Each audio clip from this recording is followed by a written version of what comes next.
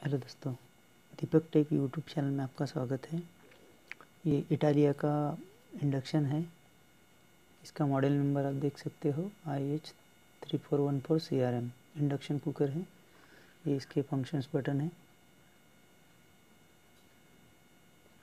ये cooktop model है।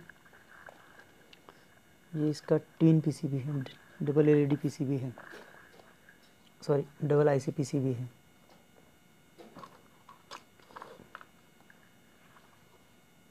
ये बड़ा डबल आईसी पीसीबी है। ये IC339 है। ये माइक्रो कंट्रोलर है, बजर, बाकी तो आपको मालूम नहीं होगा। इसके अंदर प्रॉब्लम ये था, इसमें हीटिंग पॉज, तो कुछ देर चलता था फिर रुक जाता था, फिर कुछ चलता था कुछ देर रुक जाता था। इसका वीडियो नहीं बना पाया मैं। इसको रिपेयर कर चुका हूँ, लेकिन इसको रिपेयर करने में काफ़ी टाइम गया है, इसकी वजह से वो वीडियो भी नहीं कर पाया। तो इसके लिए ये प्रीसेट तो कॉमन रहता है। इसे प्रॉब्लम में प्रीसेट मोस्टली ख़राब होता है। प्रीसेट मैंने बदली करके देख लिया, but problem as it is था। उसके बाद में ये जिनर चेक कर लिया, सर ये इधर ये जिनर चेक कर लिया है। तो जूम करके बताता हूँ आपको। ये प्रीसेट 502 मतलब 5K का प्रीसेट है। ये प्रीसेट है। ये पुराना वाला भी अच्छा था, लेकिन बदली करके देख लिया क्योंकि फिर भी प्रॉब्लम सॉल्व नहीं हुआ। ये जिनर बदली कर दिया। ये जिनर शॉर्टिंग बता रहा था, मतलब लीकेज था।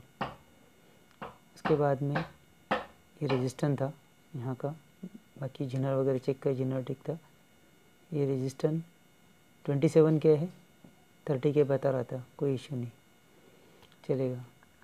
फिर हमने ये सब होने के बाद में ये कंडेंसर बदली कर दिया है 1 माइक्रोफैरड 50 वोल्ट।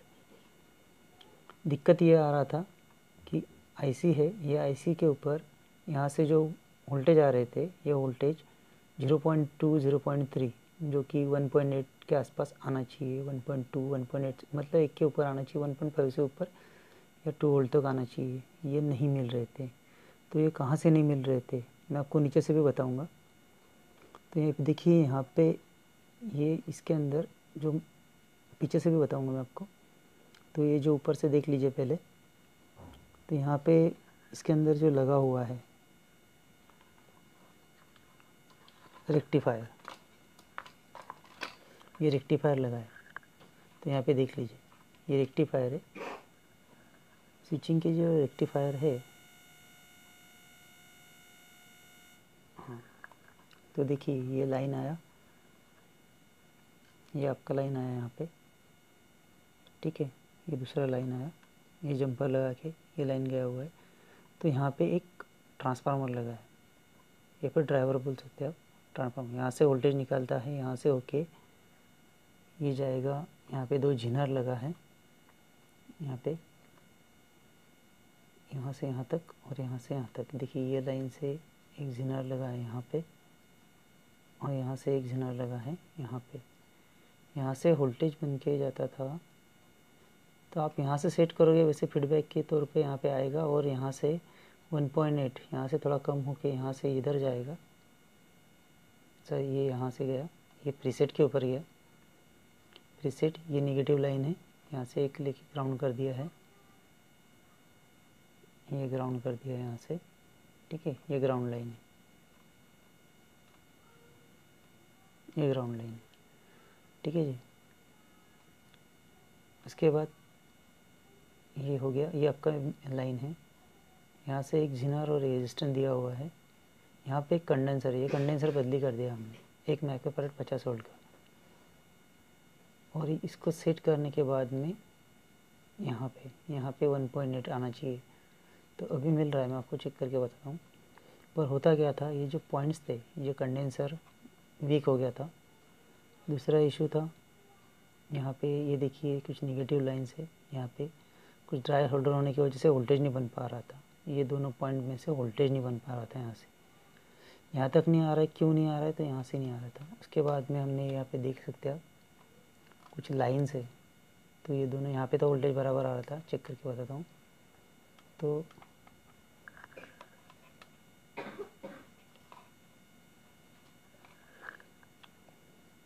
यहाँ पे वोल्टेज नहीं आ रहा था, तो ये वोल्टेज आ रहा था, पर वोल्टेज बराबर यहाँ पे आ रहे थे, कम ज़्यादा हो रहे थे, इसके लिए हमने ये पॉइंट जैसे 3 वोल्ट है 2.7 है तो इसको रीसोल्डर कर दिए रेजिस्टेंस को, यहाँ से रीसोल्डर कर दिए। रीसोल्डर करने के बाद में इधर वोल्टेज चेक किए, यहाँ पे कुछ पॉइंट यहाँ पे सोल्डर कर दिए रीसोल्डर। इसको बाद में केरोसिन से पेट्रोल से साफ कर लेना पड़ेगा, ठीक है जी। यहाँ पे क्लियर है, पर ऐसे वीडियो में आपको ऐसा दिखाई देगा ये रांगा लगा हुआ है।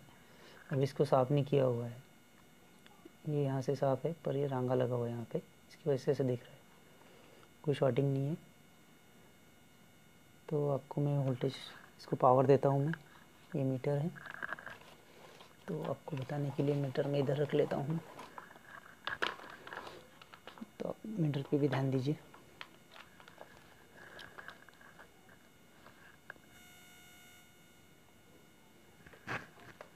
तो ये एम्पियर मीटर लगाया हुआ है, सीरीज़ टेस्ट लैंप है, ये सीरीज़ है, सीरीज़ का बटन पैरेलल है, ठीक है।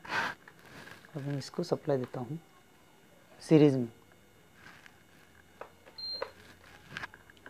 तो इसको पावर आ गई है।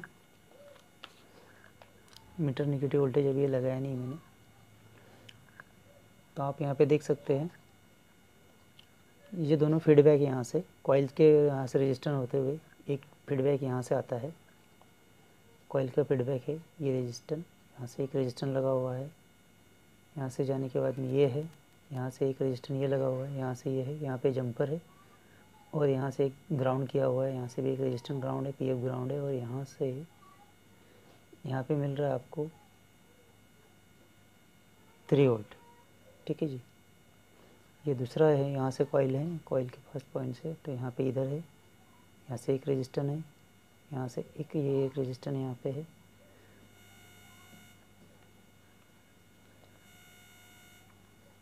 तो यहाँ पे एक रजिस्टर है, यहाँ से एक जंपर है, यहाँ पे जंपर है, और यहाँ से ये लाइन गया यहाँ पे,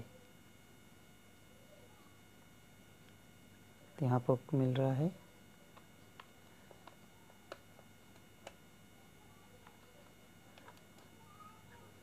तो यहाँ पे आपको मिल रहा है वोल्टेज 2.81, तो ये वोल्टेज तो सही है यहाँ पे बराबर। अभी यहाँ पे आना चाहिए था, तो देखिए आपको ये ट्रांसफार्मर है, आपको पीछे बताया था, ये ट्रांसफार्मर से यहाँ पे ये तो एसी वोल्टेजेस आएंगे यहाँ पे, ठीक है जी। अब यहाँ पे आना चाहिए, तो यहाँ पे देखिए 1.1 वोल्ट आ रहा है, ठीक है, तो 1 वोल्ट से ऊपर होना चाहिए, ये यहाँ पे आ गया 1.1 वोल्ट, यहाँ पे ये इधर आ गया 0.7 वोल्ट, यहाँ पे आ गया 0.7 वोल्ट, और यहाँ पे आ गया 1.5 वोल्ट, ठीक है जी। ये कंडेंसर डाउन की वजह से यहाँ पे नहीं आ रहा था, पहले यहाँ पे आ रहा था 0.6 वोल्ट, तो यहाँ पे 1.5 वोल्ट आ गया।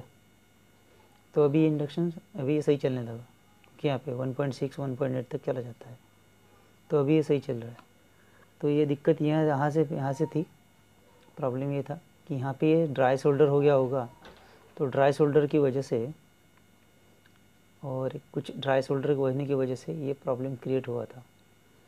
तो ये कंडेंसर बदली कर दिया एक रेजिस्टेंस, बाकी कुछ पॉइंट तो नेगेटिव पॉइंट शोल्डर कर दिए, या ऐसे के भी नेगेटिव पॉइंट शोल्डर कर दिए हैं, ये कंडेंसर बदली कर दिया है, ठीक है, 1 माइक्रोफैरड 50 वोल्ट का। इसके बाद में प्रॉब्लम सॉल्व हो गया है। अब हम इसको मैं आपको पॉज करके आपको बताता हूँ चला के। तो हमने इसको फिटिंग कर दिया है, कच्चा फिटिंग किया हुआ है आपको दिखाने के लिए। अभी इसको लाइन देते हैं, ये सीरीज़ में दे रहा हूँ, पहले सीरीज़ में पावर आ गया, ऑन देते हैं, डिस्प्ले आ गया। इसके ऊपर हम भी कोई ऑप्शन देते हैं इसको, तो आवाज़ सुन सकते हैं आप, लेकिन ये बजर साउंड सुनिए। अभी मेटल सेंस कोई एरर कोड नहीं देगा, लेकिन मेटल रखा हुआ नहीं है, इसके ऊपर मेटल नहीं रखा हुआ है, इसलिए कोई एरर कोड नहीं। कुछ दिन ऐसा बीप का साउंड आएगा, बीप का साउंड बढ़ेगा और अपने आप ऑफ हो जाएगा। इसमें ऐसे मेटल सेंस करने का कोई एरर कोड नहीं दे रहा है।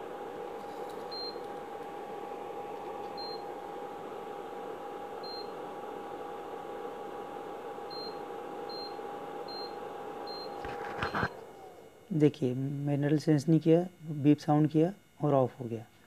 अब इसके ऊपर हम मेटल रख देते हैं। ये मेटल रख दिया हमने। अब इसको ऑन करते हैं, सॉरी ऑन करते हैं। ऑप्शन देता हूँ इसको मैं, E4 आ गया। ठीक है, सीरीज लैम्प ग्लो हो गया था, आपका एरर कोड आ गया था, बजर लैम्प ऑन हो गया था।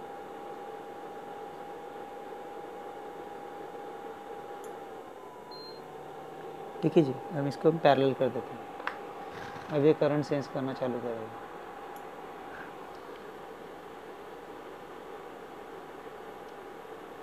और इसके अंदर करंट धीरे धीरे धीरे धीरे बढ़ता है। देखिए कहाँ तक जाता है, ये गया करंट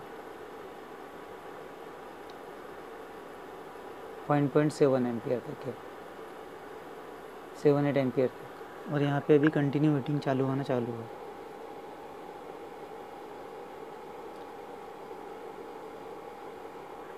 पहले कंटिन्यू नहीं चलता था, कभी रुकता था, कभी चलता था, कभी थोड़ी देर रुकता था, फिर चालू होता था, फिर एम्पियर कम हो जाता था। फिर पानी अपना बनना चालू हो गया है इशू। अब हम इसको 900, तो यहाँ देख सकते हैं।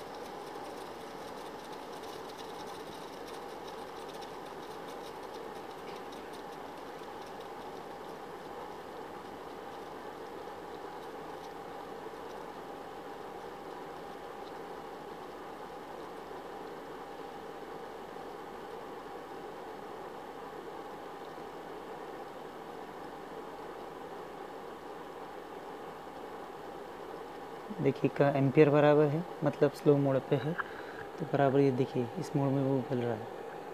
अब हम इसको करेंगे सूप मोड पे। सूप मोड पे कंटिन्यू करंट ले रहा है बराबर, कोई इशू नहीं, बराबर आ रहा है। और सूप मोड पे स्लो हीटिंग में एम्पियर कम लेके बराबर कर रहा है। सिस्टम बहुत सही है, बट कॉम्प्लिकेशन भी बहुत ज़्यादा है। अब हम करेंगे इसको water streaming Chinese make tea में डाल देते हैं। तो 900 इस पे ऊपर 900 वाट के ऊपर है अभी। अब हम इसको देते हैं 1800 मेक टी। अभी देखिए धीरे धीरे एम्पियर बढ़ना चालू हो जाएगा, और स्लो एम्पियर बढ़ता है। बहुत ही बढ़िया सिस्टम है।